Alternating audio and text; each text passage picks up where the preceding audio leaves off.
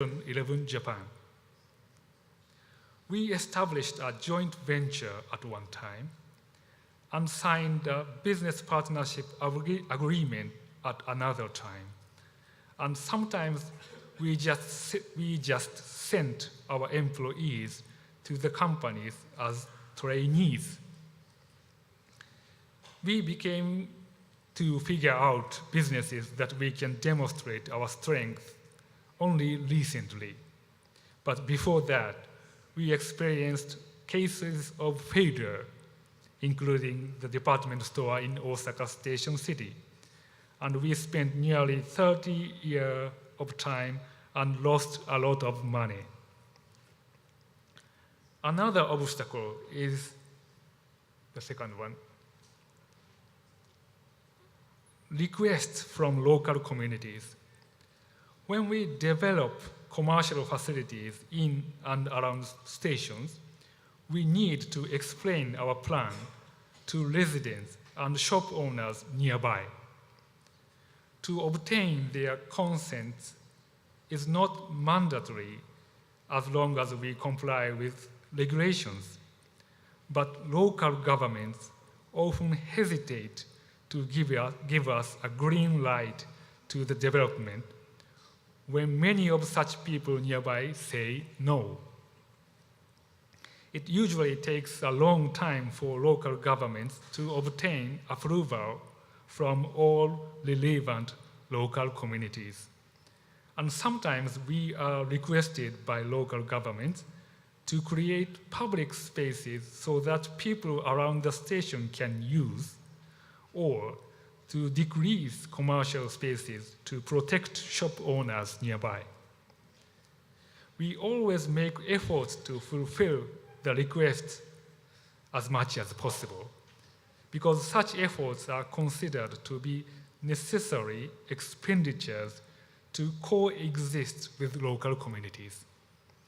But when we cannot balance the request with profitability, we abandon or postpone the development plan. The third obstacle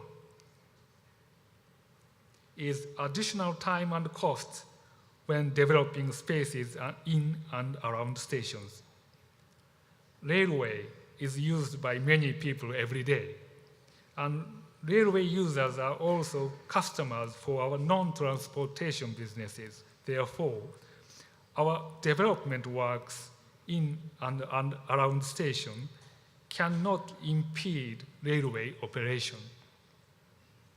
However, we operate trains every day from 5 in the morning to 1 in the midnight. So efficient time for construction work is only 4 hours in a day. Also, methods of construction are restricted. Additional time and cost because of such restrictions influence so much on profitability of projects. So they always become an obstacle that narrows down our planning option. Last but not least, I would like to talk about the relation between JRWest and Brazil. In March of this year, JRWest acquired 33.9% share of Guarana Urban Mobility, the company that had 40% share of Odebrecht Mobilidade. Odebrecht Mobilidade currently owns shares of Supervier, Movi São Paulo, BLT Carioca, and Mobilidade Anhanguera. In the consequence, JRWest is participating indirectly in such passenger railway businesses. As you know, there are growing needs for mobility in metropolitan areas because of recent development of cities in Brazil. But people are still depending on private cars and buses, so traffic congestion has been a serious problem. development of public mass transportation system, such as subways and railway, is urgent necessity.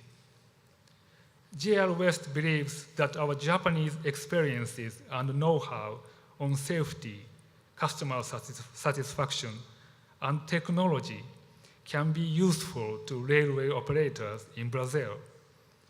We are aiming to contribute to the companies concerned, not only as a shareholder, but also as a technical partner.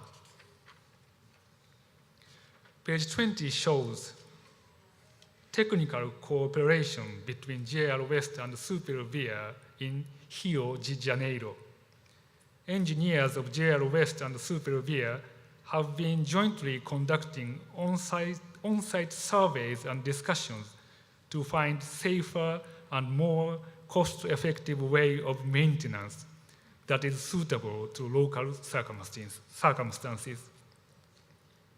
It is thanks to Ferroviário and other colleagues in Brazil, including Odebrecht Mobilidade and Bendes, that I have an opportunity to speak here today. I would like to thank them for support that they have given us, and I would be happy if we can keep working together to contribute to the development of city passenger railways in Brazil. This is the end of my presentation. Thank you for your attention. Muito obrigado.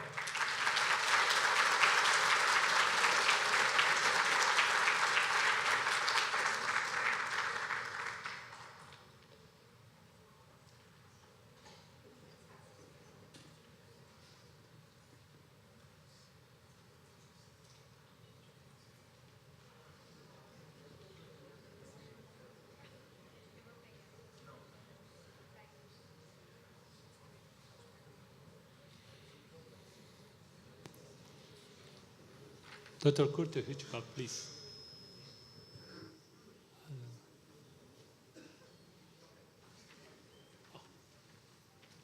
Okay. Thank you.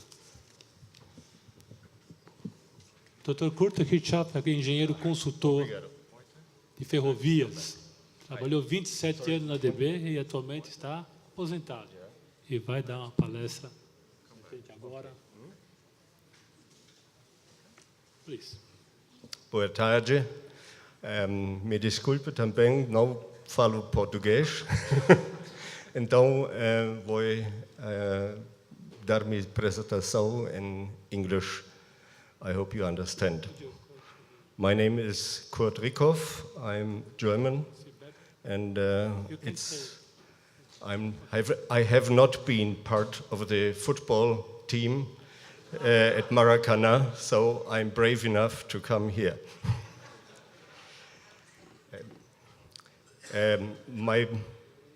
First of all, I would like to thank the organizers for inviting me to deliver a paper here. And I would also like to specifically thank BNDES, Mrs. Annie Amici, and my former colleague, Mr. Werner Klinger, for organizing my trip here to present this paper. This paper is part of the cooperation between German government, development aid, which is financed through KfW under a bilateral agreement between KfW and BNDES. The title of this cooperation is Climate-Friendly Urban Transport. So I have been asked by BNDES to present as an engineer, as a railway engineer, to present some technical aspects on urban mobility. I think most of you certainly know these pictures, at least the Supervia in Rio de Janeiro and the Estação C in Sao Paulo. On the right-hand side, we will see, as the presentation goes on a much smaller scale, a similar type of transport, suburban and inner city transport. And my presentation will largely concentrate on technologies, to combine those, to combine or to better integrate suburban and urban traffic. This presentation will primarily not address the engineers among you, but it will mainly address the city planners and the decision takers who will have to decide on transport technology and master plans in a very early stage. So it is my intention to prove that you have modern technology available which allows a better integration of different systems.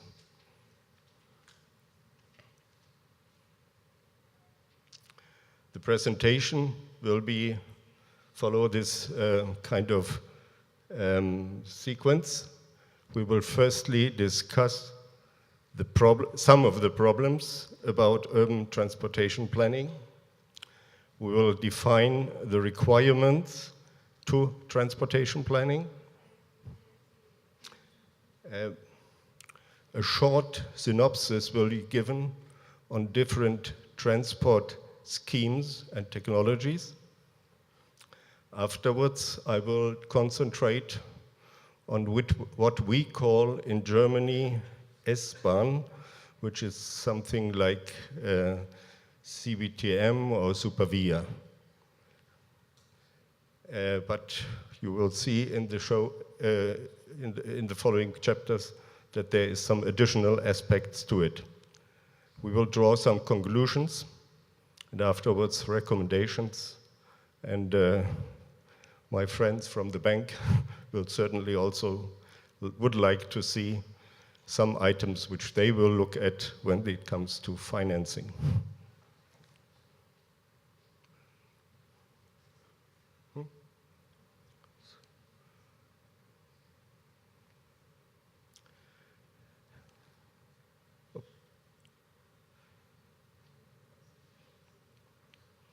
Considering the players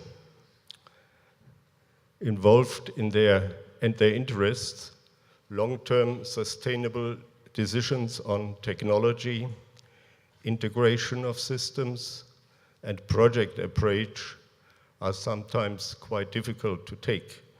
You have a lot of pressure groups which would like something to happen, but the decision takers should somehow try to have a long-term view on what is needed and what is best to solve the transport problems. In this slide, I have tried to show somehow the players which are more or less powerful in this area. On top, we have the clients up there who request affordable, safe, and fast transport.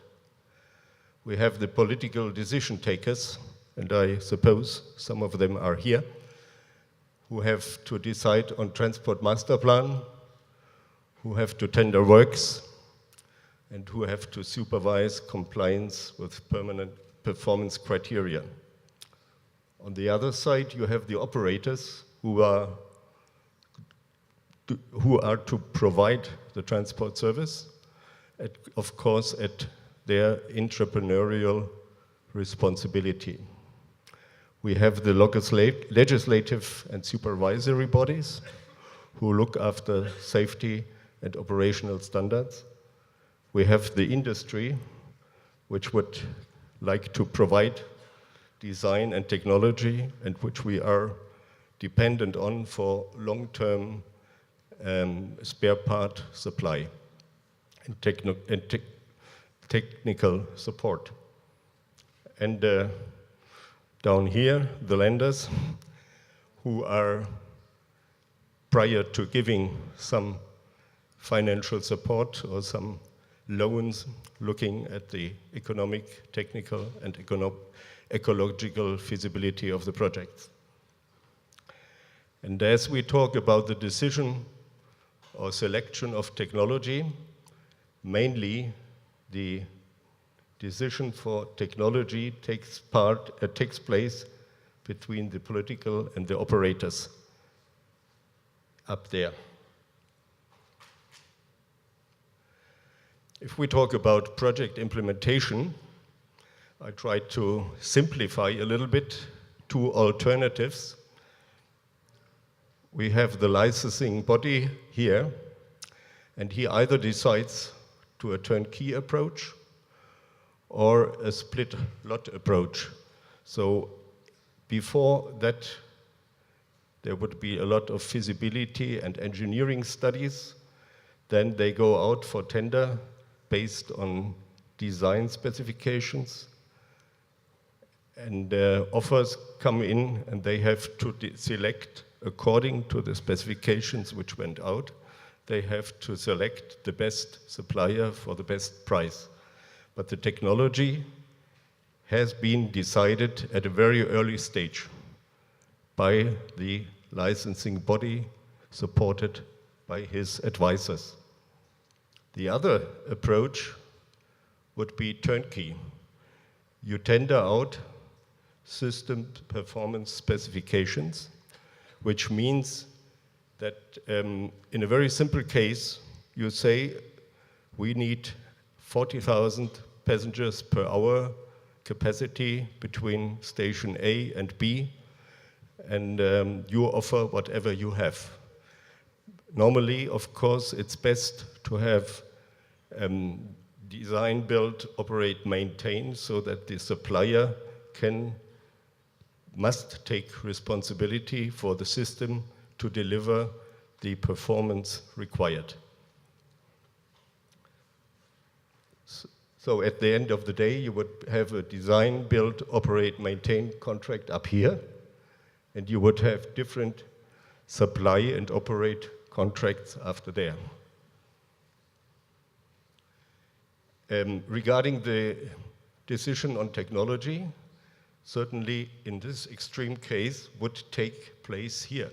So it could be, you get in an extreme case, a monorail, a VLT, and a subway offered by different concessionaires, and you then select at the very last stage the technology which will be employed.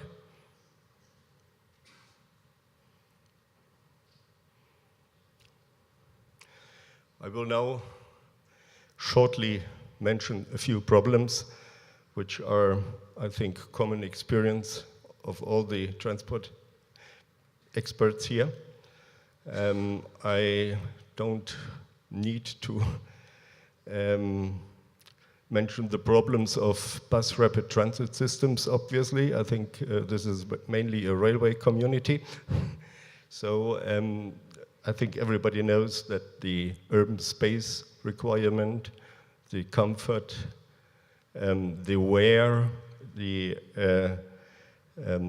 emissions are quite important with BRT.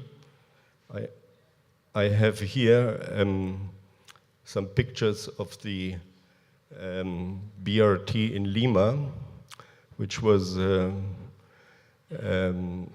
which should be considered one of the most modern BRT systems, but it is, oh, sorry.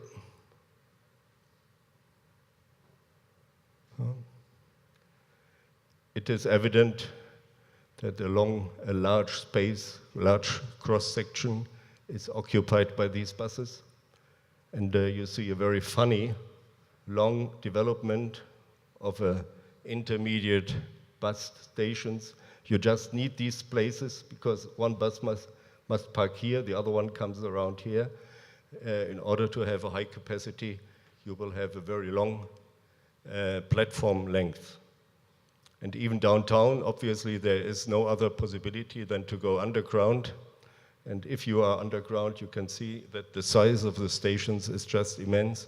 So I wonder whether this, on the long term, would be an economic solution.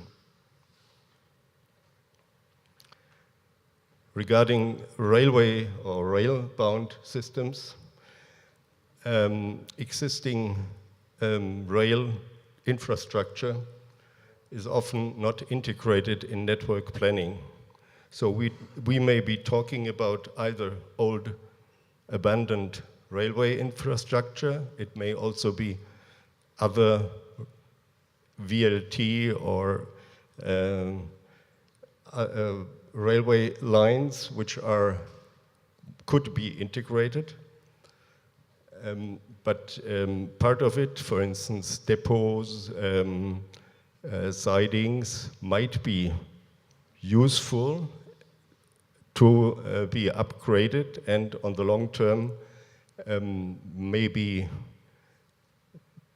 modernized, but on the initial stage have at least a small operation on existing railways rather than building everything new and from the ground, because the need to provide economic and environment-friendly transport is evident.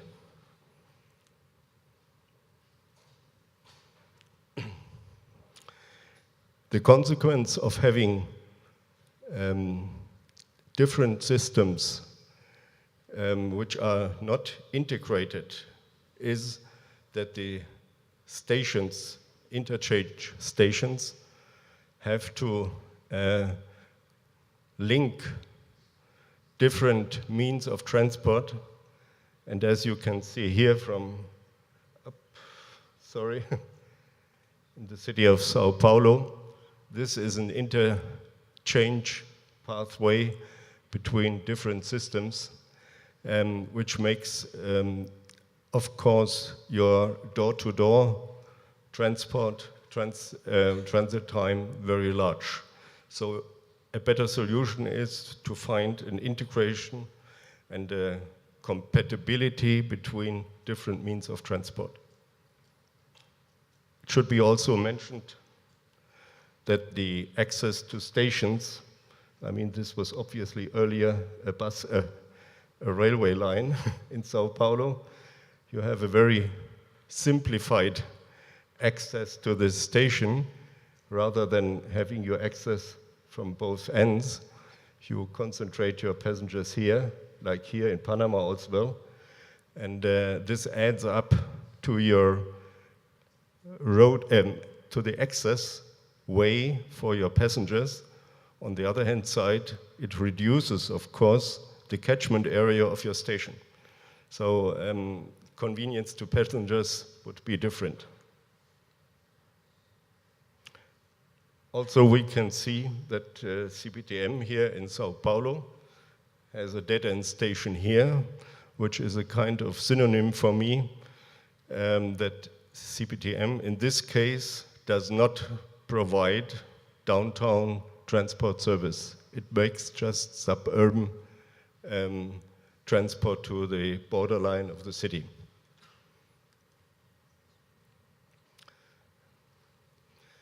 So the requirement for master planning and for the decision takers is to select transport technologies where more emphasis should be put on avoiding transfers between systems, reduce times lost for access to station and transfers inside the system. One should try to provide seamless transport as far as possible.